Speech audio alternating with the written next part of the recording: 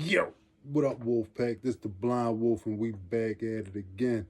I'd like to thank everybody that subscribe, like, share, and comment on these videos. I truly appreciate it from the bottom of my heart. All right, come on, Wolfpack, let's go on this journey. Y'all know I lost my eyesight July 7, 2007 while I was in prison. Well, I went through many things while I was dealing with this loss of my eyesight with advanced glaucoma, but I also had other issues going on in life that didn't even consist with just prison. But by me being in prison, I still had to deal with the emotional loss of like being away from my children. This was a tough situation for real because before I got locked up and, I had to stay. Like I had a extremely high bail, so it was no way that I was gonna be able to bail out. And like I told y'all before, I got locked up with a 357. So at this time, they were high on violence in Baltimore. So I wasn't going nowhere. But that don't take away from the fact that I'm missing my kids. And before I went on this bid, I took care of my kids. My kids were with me every day. If I had to get on the bus with them, I get on the bus with 3, 4 children by myself. And I didn't mind it. I didn't mind it at all. Like that was my joy, to make sure that they were safe, to make sure that they wasn't going to no daycare center and being mistreated. I had them with me, with my godmother, and I knew that they were safe with us. And plus I could still, mix and mingle and do my thing. But by this time, I really wasn't even out there in the streets like that. But, I'm still living that life.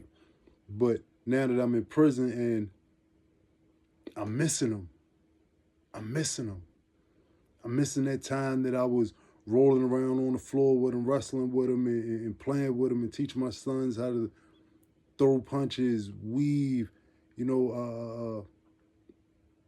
just the things that a father's supposed to be there to teach his kids.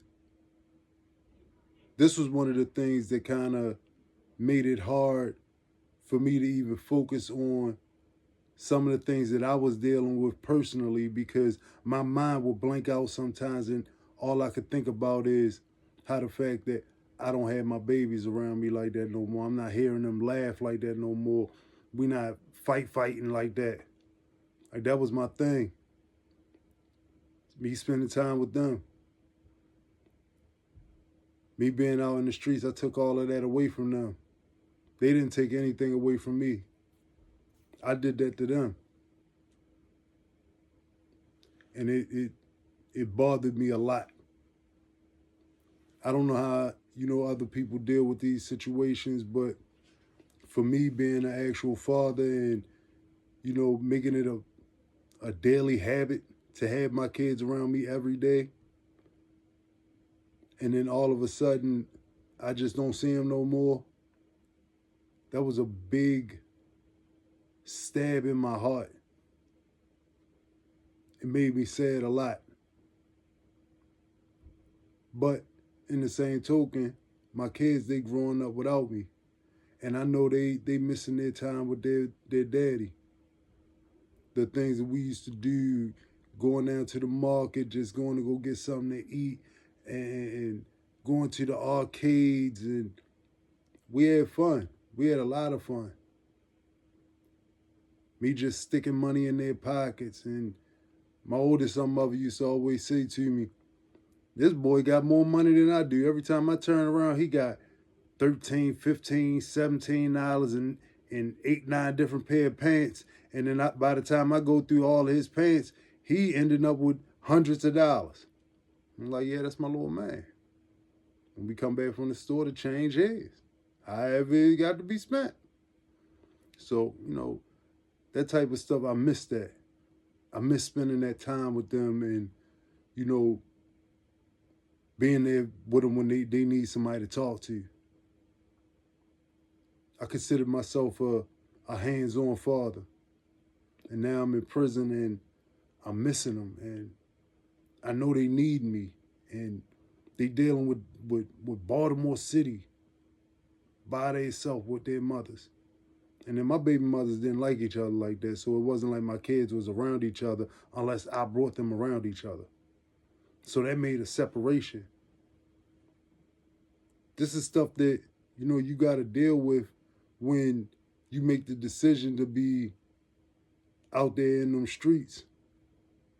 You don't know how this is going to affect you because we weren't given like a blueprint on this. Like, this is going to tear your family up. The way that you was keeping your kids together, that's going to all go up in flames because of the actions that you make. And the actions that I made took me away from my babies. Took that connection away. Because I had them with each other every day.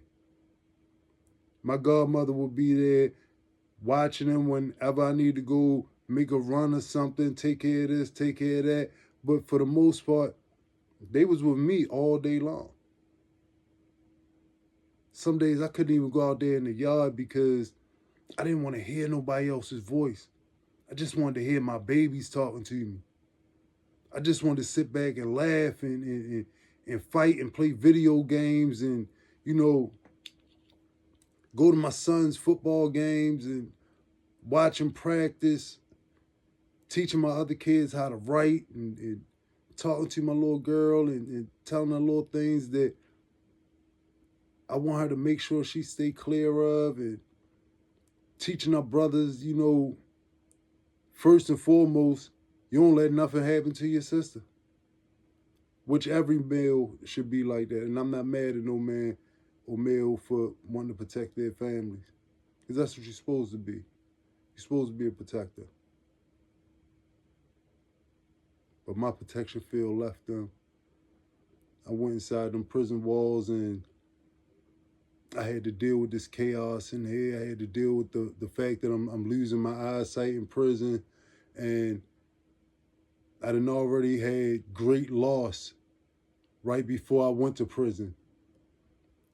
The whole 2006 was a straight tragic year for me. I'm not going to talk about that right now. We're going to talk about that in another video. But 2006 was horrible. By the time I went to prison in 2007 and I started losing my eyesight and I'm away from my babies, my mind is in a dangerous place. And like, when you're in a dangerous place in your mind, anything can happen. The slightest little, flinch can set you off, can send you on a blaze. And for a minute, I was like that. And I really had to find something to calm that rage that was building up inside of me, just wanting to be with them. Just wanting to be with them. It's no pain that I've gone through in life like the pain of not being able to be around my babies. Not young adults, and I'm talking about 18 and over and you still in your early 20s. Nah, I'm talking about my babies under 10 years old. Watching them grow up. It's crushing me. It's crushing me for real. And there was nothing that I could do about it, nothing that they could do about it. I remember when my sister brought my son to see me, and this is my oldest son, and when he first come in there and he looked at me, he ran straight over to me, just dived in my arms. And this is my first contact visit with him, not when I was over to jail, but when I was over the penitentiary.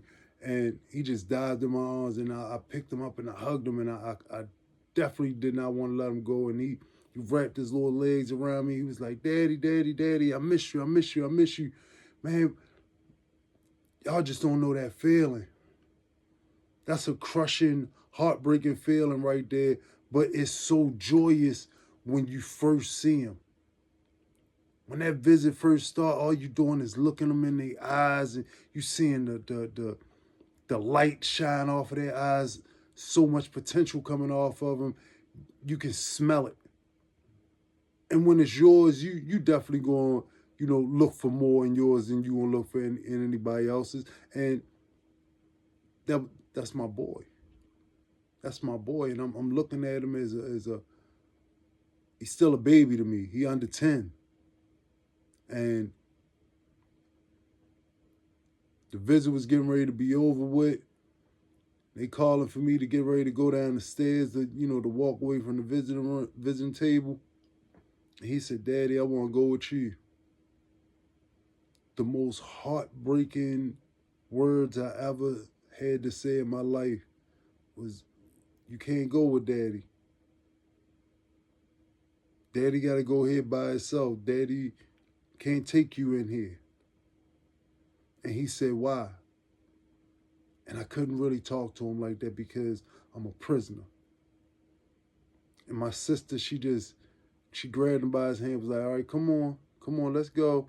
And the whole time he looking and he pulling towards me. "No, I want to go with my daddy. No, I want to go with my daddy." And I had to walk down them steps, go through the strip search and go back to my cell, and I couldn't do nothing but wait until wreck, till my bunk buddy left out so that I can let them tears flow. That broke my heart to the core. That broke my heart to the core to watch him want to be with me so bad, and he pulling towards me, and it's nothing that I could do to be with my baby.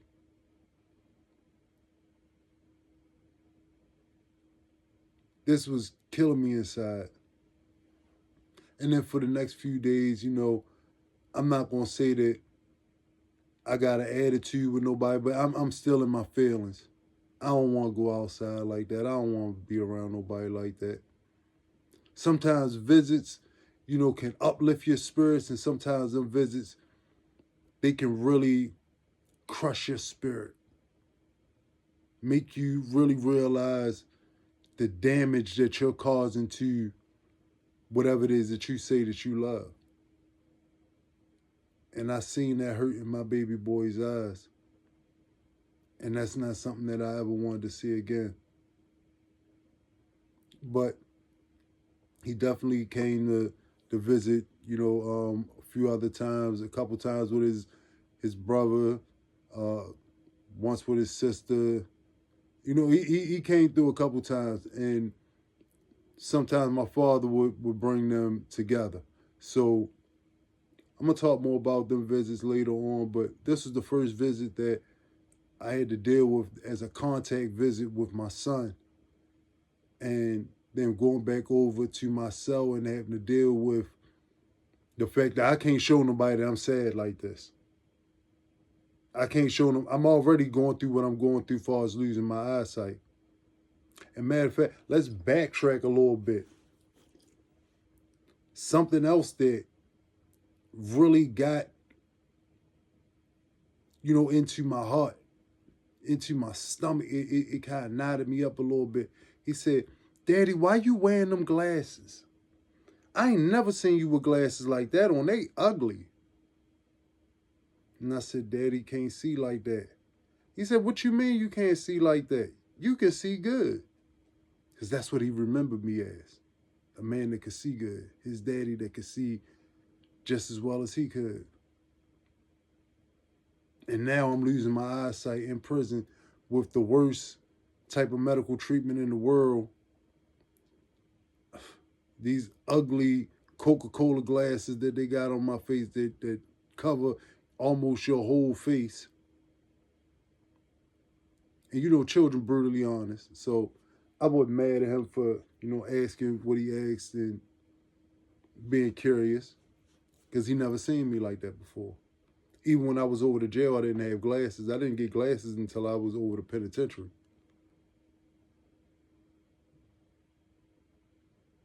But remember what I tell y'all on a regular basis. Properly plan for your life. Proper planning prevents poor performance.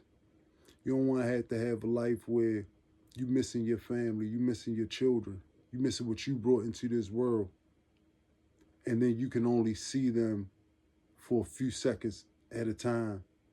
Because that little half hour, that ain't nothing compared to the time that like I used to spend with my children. I used to be with them all day long.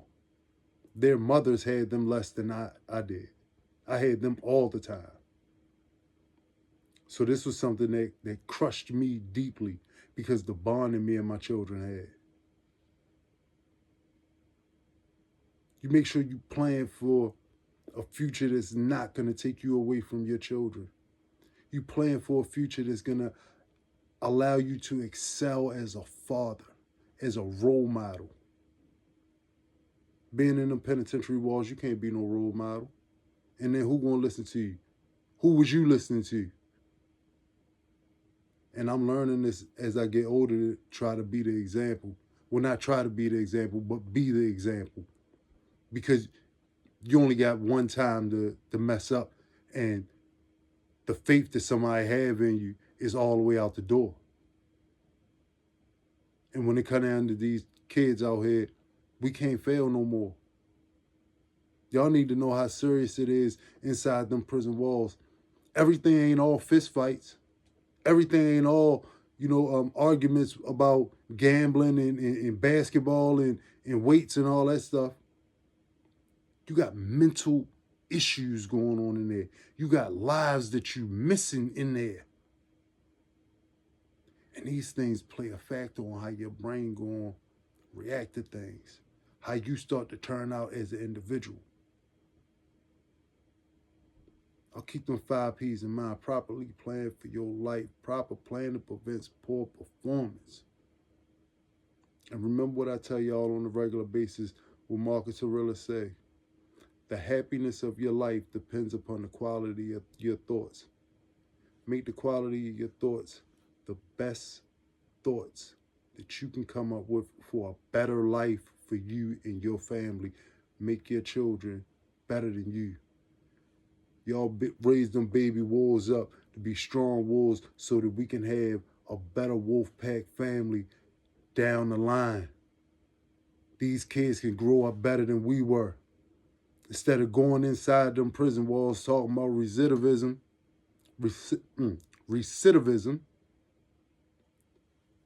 they can be talking about, I've never been to prison. I went to college.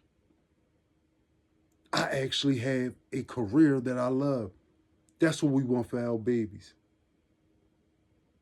Keep yourself about them prison walls, because the life that you think that you helping, you might destroy going inside them walls thinking that what you out here doing on the streets is going to help keep your family together.